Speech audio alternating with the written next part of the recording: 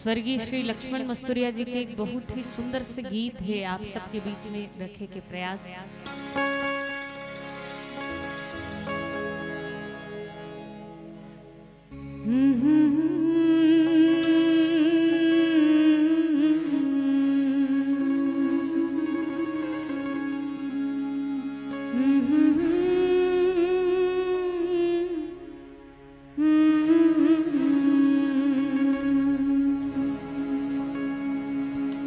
भारत माँ की रतन बेटा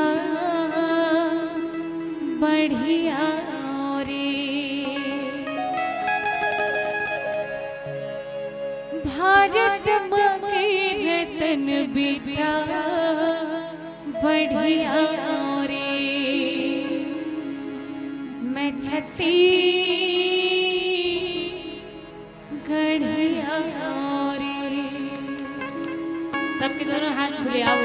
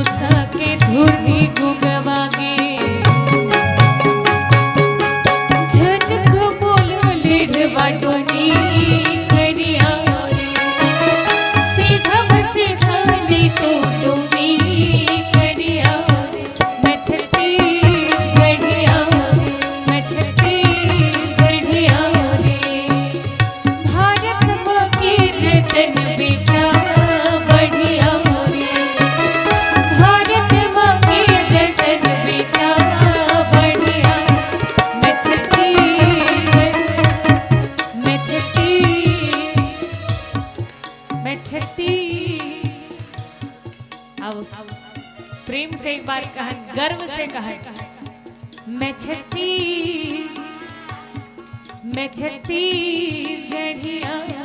मैं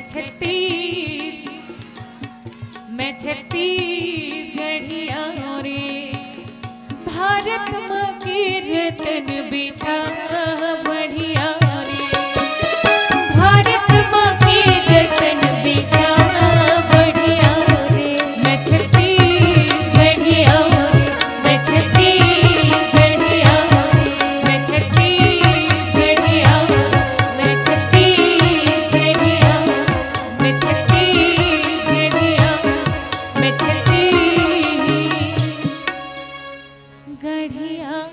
रे।